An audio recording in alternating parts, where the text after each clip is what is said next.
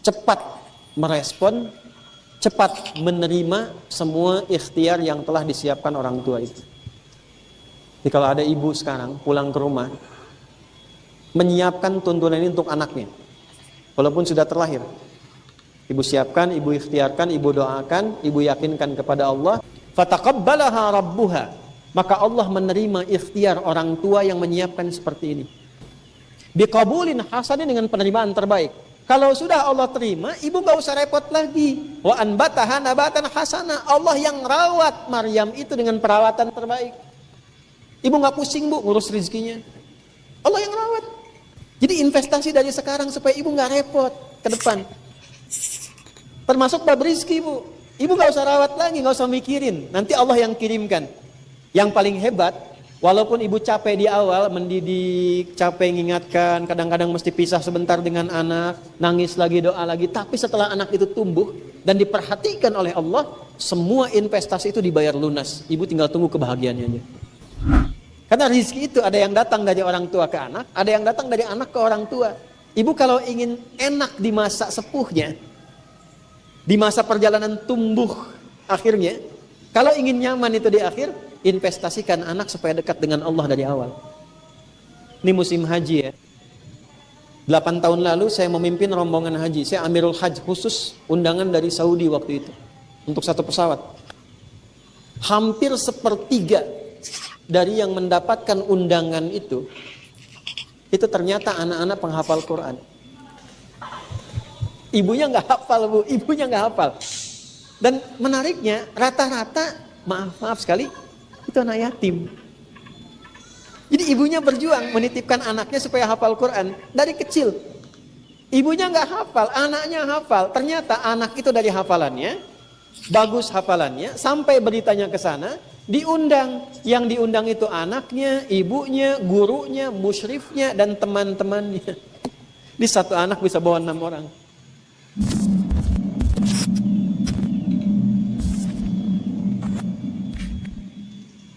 Kalau ada dalam keluarga dihukumi bahwa ini nggak mungkin punya keturunan, suami begini, istri begini, jangan pernah putus asa dan berharap kepada Allah. Doa, punya keinginan yang kuat. Sampai Nabi Zakaria mengatakan begini, ya Allah, aku tidak pernah putus berdoa kepadamu sampai rambutku tuh memutih, fisikku jadi letih.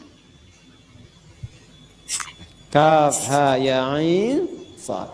Dzikru rahmati rabbika 'abdahu Zakaria idna nada rabbahu nidaan iya qala rabbi inni wahana al-'azmu minni wa ishta'ala ra'su syaiba wa lam akum bidu'aika rabbi syaqiyya.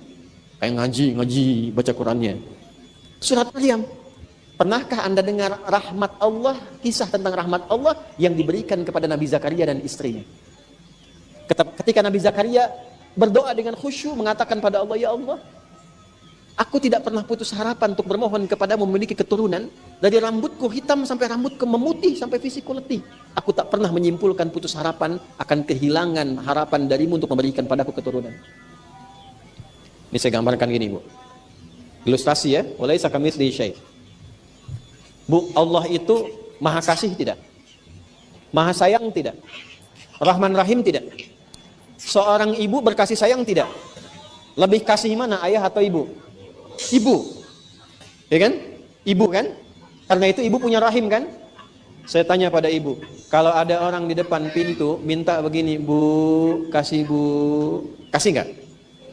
Belum tentu. Naon maneh katanya. Belum tentu. Tapi kalau saya katakan begini, di depan pintu sudah 24 jam nggak meninggalkan kediaman ibu, bu, tos sadinten sawengi abdi di dia bu. Bu, ibu kasih nggak? Ibu pasti kasih, minimal kan supaya orang itu tidak berada di situ kan? Ibu kebayang nggak? Ibu aja yang punya rahim bisa begitu. Allah itu Rahman dan Rahim. Ada hambanya bilang begini, ya Allah, dari rambutku hitam sampai rambutku memutih, dari fisikku kuat sampai letih, aku nggak pernah putus asa menyimpulkan bahwa engkau itu pengasih. Pasti engkau berikan aku keturunan. Kalau pada yang maha memberi, pada yang maha kasih, pada aku tidak memberi, kepada siapa lagi aku lantas mesti memohon? Nanti di ayat 38 kalimat itu ditemukan di surat Ali Imran. Itu mintanya seperti itu. Maka apa jawabannya? Fastajabna lahu, dijawab langsung, turun malaikat. Nanti jawabannya di Quran surah ke-3 Ali Imran ayat 39-nya. Makanya nanti kisah 35 sampai 37, Hannah yang divonis tak mungkin punya keturunan, punya anak nanti namanya Maryam, perempuan. Nanti Zakaria alaihissalam dengan istrinya yang divonis tidak mungkin punya keturunan, ayat 38-nya sampai 39, punya anak diberi nama Yahya, laki-laki. Jelas? Halo? Fanadatul malaikatu wa huwa qa'imun yusalli fil mihrab annallaha yubashshiruka bi Yahya. Nanti Maryam lahir duluan, tumbuh, belajar dari situ, kemudian istrinya Nabi Zakaria mengandung, melahirkan anak namanya siapa? Yahya. Dan namanya karena menggantungkannya kepada Allah, mintanya kepada Allah, enggak putus harapan kepada Allah, namanya pun langsung diberikan oleh Allah. Jadi Yahya itu pemberian nama langsung dari Allah. Artinya hidup. Yang kata manusia mustahil. Dari rahim seorang ibu yang divonis monofos, dan mandul, tidak mungkin punya keturunan. Kata Allah tidak ada yang tidak mungkin. Jadi dan hiduplah dia. Maka diberi nama dengan Yahya. Balik ke Maryam. Nah, satu adabnya, jangan pernah putus harapan. Selalu perbanyak doa. Yang kedua, ini yang paling penting nih. Ustadz Abi terus ngadoa. Saya sudah berdoa. Kenapa belum terjawab? Di sini penting belajar adabnya. Ini yang mahal. Saya tanya pada ibu, tadi Hannah itu doa punya keturunan untuk apa? Mengabdi. Ya kan? Pernah nggak bawa-bawa dunia dalam doanya? Pernah nggak dalam riwayat disebutkan Hannah berdoa, ya Allah, aku pengen punya anak, seorang dokter loh gitu. Misal, tidak salah kan? Tidak salah, boleh. Ya, dokter silahkan, arsitek silahkan. Insinyur silahkan. Tapi yang pokok apa? Kalau punya hajat, punya kepentingan yang istimewa sifatnya, sementara orang lain membatasi. Termasuk ibu nanti bawa pesan ini ke suami-suami dalam kondisi yang mungkin tidak mudah, sedang sulit dalam pekerjaan, rezeki dan sebagainya. Rumusnya ini. Salah satunya apa? Bawa kepentingan doa itu kepada kepentingan ibadah. Arahkan ke ibadah.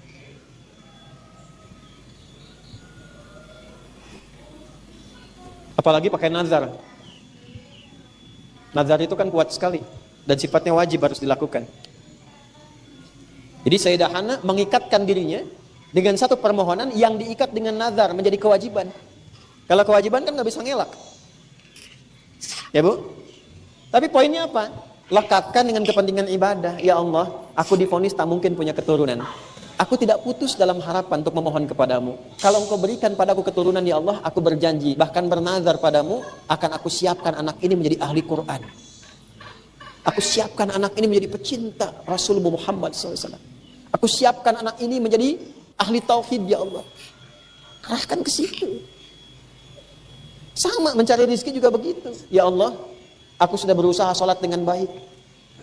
Aku sudah puasa dengan baik. Tapi aku ingin sebelum meninggal ya Allah bisa berzakat juga seperti orang-orang lain yang berzakat.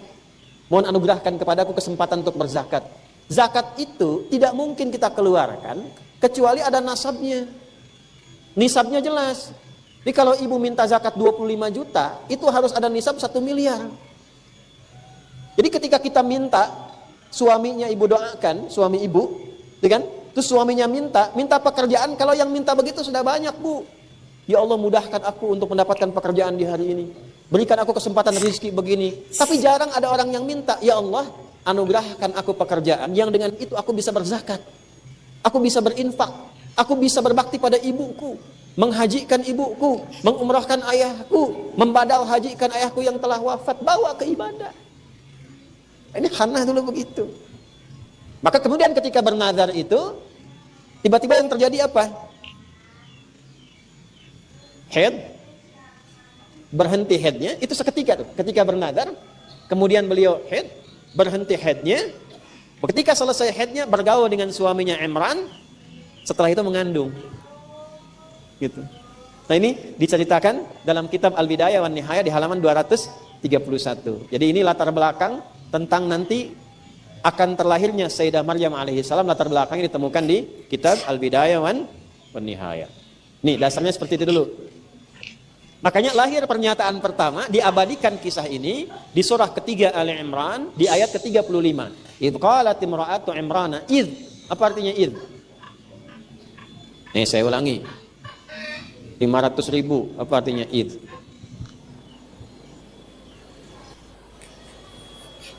Apabila, jika, kelahiran. Ayo ngarang lagi terus. Sudah, waktu habis ya. Id kalau lihat mushaf itu ingatlah. Kan? Kalau idza baru apabila, jika. Saya tanya ini, ibu mungkin nggak mengingat sesuatu yang tidak pernah ibu alami? Hah? Mas, ingat gak? Kan nanya dulu, ingat apa gitu kan? Oke? Ini diterjemahkan di mushaf begini. Ingatlah ketika ibundanya Maryam bernazar dalam kandungannya, ketika beliau mengandung maksudnya, memohon pada Allah, kalau ini nanti terlahir, anak ini dikhususkan ya Allah untuk melayanimu saja. Ahli ibadah, merawat tempat ibadah dan sebagainya. Ingatlah. Pertanyaannya, apakah kita pernah mengalami peristiwa itu dengan ibunya Maryam sampai diminta mengingat? Oleh karena itu penting belajar. Id itu punya 3 arti. 1, pelajari. 2, pahami. 3, ingat yang telah dipelajari dan dipahami ini. Jadi maksudnya apa? Hei para perempuan-perempuan di muka bumi, pelajarilah kisah tentang ibundanya Maryam. Pahamilah kisahnya dengan baik. Setelah engkau paham kisahnya, ingatlah kisah itu untuk menjadi inspirasi dalam hidupmu. Kalau mengalami satu kejadian yang serupa, maka praktekkan amalan-amalan yang pernah ditunjukkan oleh ibundanya Namanya siapa? Jelas sampai sini? Nah, apa di antara pesan inspiratifnya? Kalau divonis secara medis, secara klinis, keadaan tertentu, jangan pernah mengambil kesimpulan bahwa tidak mungkin terjadi. Yang harus dilakukan ikhtiar. Tugas kita hanya ikhtiar. Nanti tugas Allah menjawab lewat perjalanan takdir. Ibu kalau sedang ikhtiar, jangan bayangkan hasil. Nanti ibu kecewa, gelisah. Saya katakan juga pada para ayah, tugas Anda itu mencari pekerjaan ikhtiar. Jangan bayangkan hasil. Kalau bayangkan hasil, nanti kecewa jadinya. Kalau sudah ikhtiar, tawakal. Hasil biarkan serahkan pada Allah. Allah yang menentukan sesuai maslahat hidup kita. Tugas kita hanya memaksimalkan ikhtiar. Fa'idha faraghta fansab wa ila rabbika. Kamu ikhtiar, hasilnya serahkan kepada Allah. Terserah, Allah berikan yang terbaik untuk kita. Jelas? Dah. Sudah. Innaka antas sami'ud du'a, ya Allah engkau pasti mendengar doaku. Nah, sekarang pelan-pelan ini mengandung, tumbuh,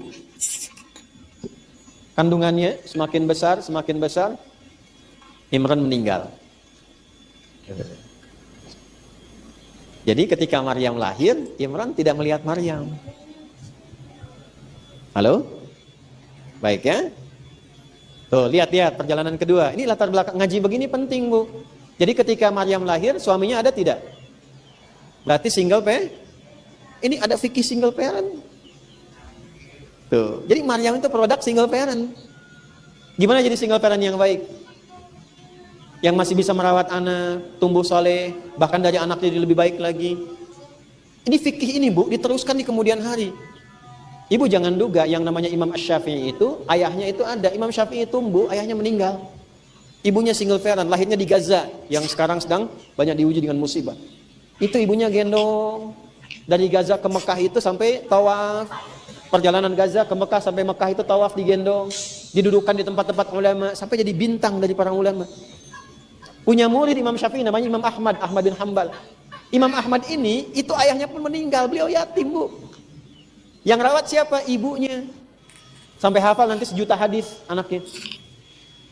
Itu kalau malam, Bu, dibangunkan dini hari, kalau musim dingin itu direbusin air, dimasakin air.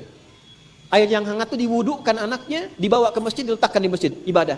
Ibunya kalau sedang haid, nunggu di luar, anaknya di halaqah para ulama. Fikihnya ada di sini.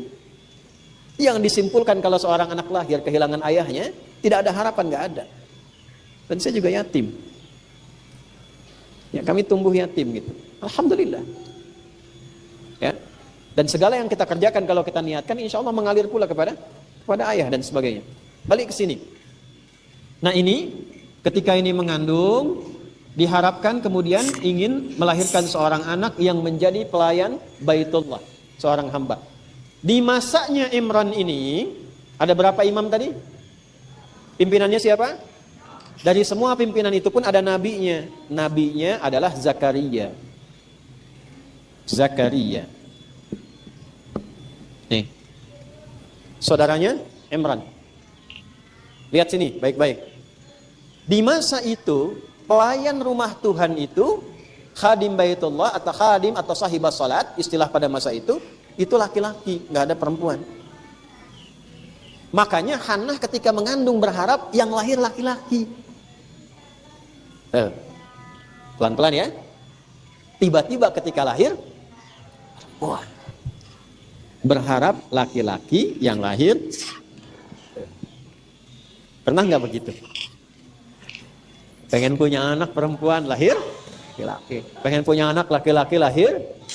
Pengen cepat tapi lambat. Pengen lambat ditunda-tunda tapi cepat. Pernah nggak begitu? Nah, ini fikihnya, anak itu hak prerogatif Allah. Tapi yang paling menarik fikihnya begini, setiap anak yang terlahir itu akan menyempurnakan sifat di kedua orang tuanya. Ibu gambarannya. Ini suami, ini istri. Dipasangkan begini. Apa fungsinya? Kekurangan di suami itu akan ditutupi oleh istri.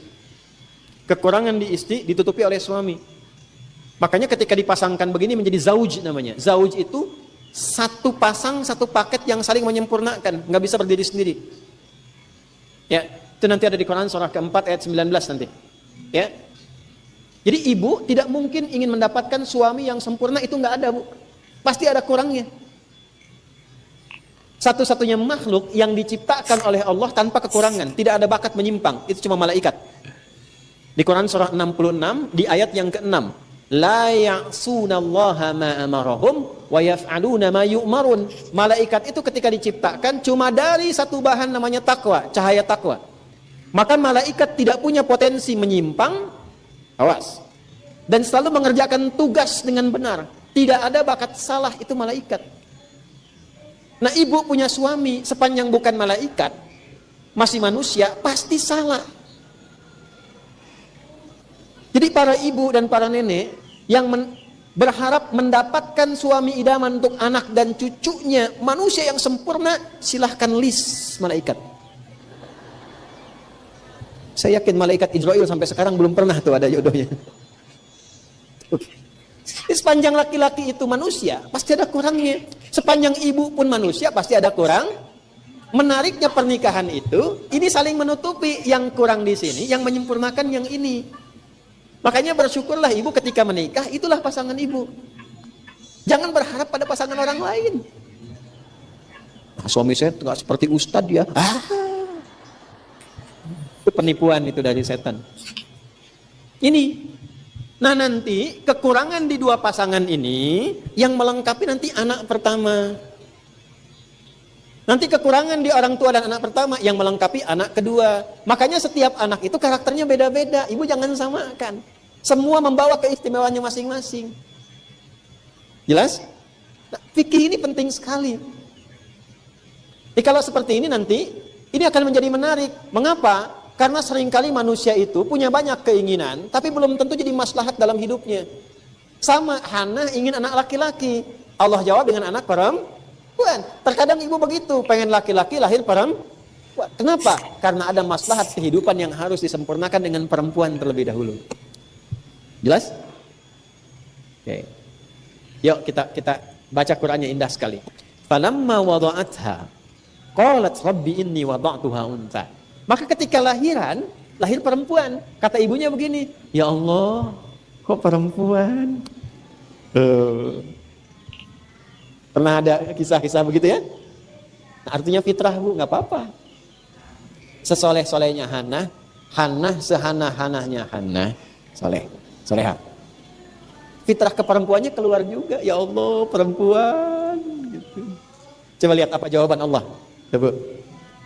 Wallahu a'lamu bima wada'at wa laysa dzakaru kal untha. Hannah, aku yang lebih tahu kualitas perempuan yang terlahir ini.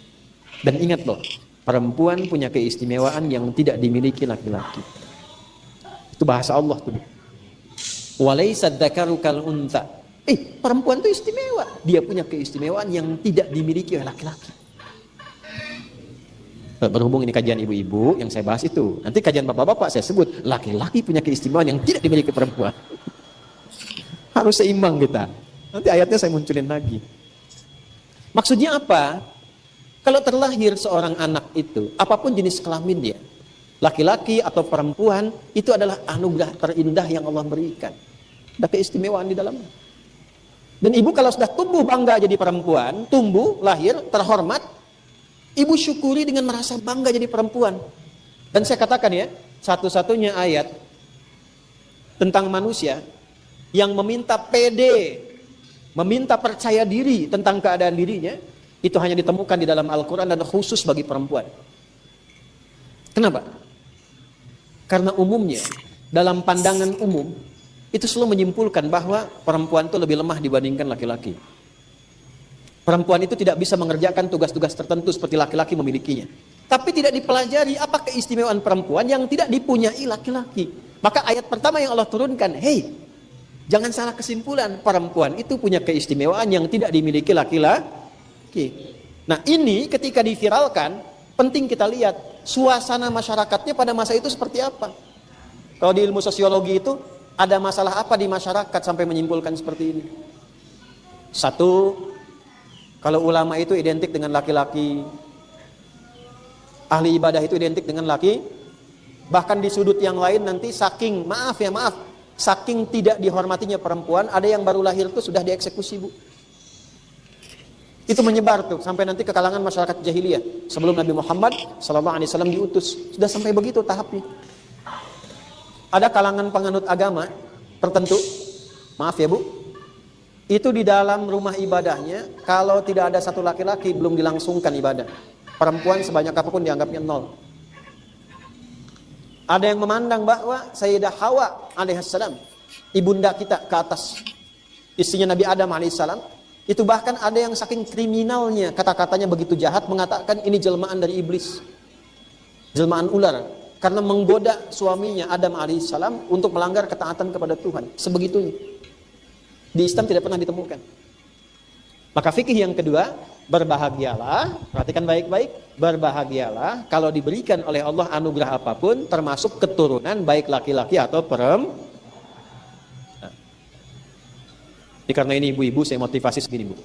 Satu kali Nabi cerita begini, saat akan memasuki pintu surga, tiba-tiba ada sekelompok ibu-ibu yang pengen cepat masuk. Ini tipikal ya. Kalau ada hadiah besar, diskonnya banyak, kan ibu-ibu yang cepat pengen masuk ya. Surga kan besar sekali, ya, hadiahnya banyak, pengen cepat masuk. Nabi tanya, ya Jibril alaihissalam, Jibril itu siapa golongan itu? Itulah ibu-ibu yang merawat anak-anak perempuannya saat di bumi. Riwayatnya sahih. Makanya Nabi pernah komen, seorang ibu yang merawat 2 anak perempuan, pernah nggak dengar hadis itu? Ya kan? Dan 2 anak itu menjadi syafaat untuk dirinya saat yaumul hisab. Itu yang menjadikan ibu itu pengen cepat masuk sampai pengen mendahului Nabi. Ya, karena fitrah di dalam hatinya, bukan karena ketidakpatuhannya.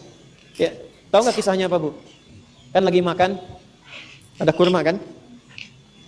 Jadi jatah anaknya sudah, jatah ibunya dibagi lagi untuk anaknya. Itu yang memberikan Nabi komen. Ibu itu langsung subscribe and like. Keturunan. Lahirnya siapa? Perempuan kan? Nah sekarang, yuk masuk ke Maryamnya. Belum kena mukadimah kedua ini. Tinggal 15 menit ini waktunya. Baru mukadimah. Ya. Sabar ya, nggak ngaji dengan saya harus begitu, sabar. Wa inni sammaituha Maryam.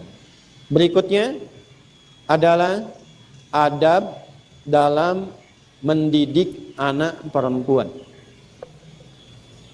Nanti laki-laki di lain tempat ya. Nanti ada di surat Luqman, itu nanti terkait laki-laki. Ini untuk perempuan dulu. Nanti insya Allah kalau masuk pada bab berikutnya setelah perempuan, keluarkan nanti pendidikan anak-anak di dalam Al-Quran. Nanti kita akan turunkan. Dan kitabnya lengkap insya Allah. Sudah Bu? Falamma wada'atha qalat rabbi inni wada'tuha untha wallahu a'lamu bima wada'at wa laysa dzakaru kal untha. Ketika lahir perempuan itu, Hannah berkata, ya Allah, perempuan, saya kan punya nazar, pengennya laki-laki jadi pelayan di rumahmu, ya. Allah menjawab, Hannah, perempuan itu punya keistimewaan yang tidak dimiliki laki-laki. Dan saat yang bersamaan kalimat itu menegaskan bahwa anak perempuan ini pun bisa punya status yang sama di masa itu seperti laki-laki. Karena nazarnya itu tadi. Allah ingin mendobrak satu tradisi bahwa seakan-akan kalau ulama itu harus laki-laki, tidak. Perempuan pun bisa jadi ulama. Kayak cetak anak ibu jadi ulama perempuan. Supaya bisa ngajarkan fikih perempuan. Masa fikih perempuan diajarin sama laki-laki? Sayyidah Aisyah itu kan ulama perempuan. Sepertiga ilmu di muka bumi ini dikuasai oleh Sayyidah Aisyah. Ahli di bidang kedokteran juga dan sebagainya. Teruskan. Wa inni sammaituha Maryam. Baru ketemu kata Maryam di sini. Wa inni, dan sungguh aku tetapkan pada diriku. Saya baca pakai ilmu balaghah dulu ya. Dari cabang ilmu nahunya. Harfun nasbin wa taukidin tansibul isma wa tarfa'ul khabara mabniyun 'alal fathi la mahalla lahu minal i'rabi. Ini asalnya dari kata inna. Inna itu huruf yang berfungsi menguatkan pesan ke dalam jiwa, supaya pesan ini dipegang dengan kuat, jangan sampai ragu. Kalau disambungkan dengan ya mutakallim menjadi inni, inna plus ya, jadi inni artinya dibawa ke pribadi. Maksudnya gini, ibu kalau sudah lahir anaknya, misalnya lahir tadi perempuan, terus ibu pengen kasih nama. Ketika memberikan nama itu, ibu harus betul-betul mencari nama yang terbaik, yang meyakinkan pada hati ibu bahwa nama itu yang terbaik untuknya. Poinnya, jangan sembarangan kasih nama. Cari nama yang bermanfaat untuk anak dunia akhiratnya. Cari nama yang membanggakan anak itu untuk orang tuanya. Dan yang paling penting begini, cari nama yang sesuai bagi harapan ibu untuk anak itu ke depannya pengen jadi apa. Itu poinnya. Contoh, Hannah tadi anaknya pengen jadi apa?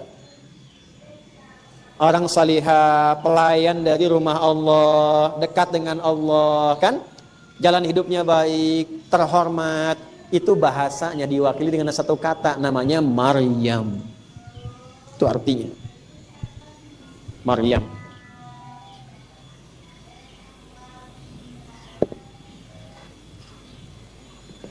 Artinya abidat, khadimah, afifah. Ini Maryam.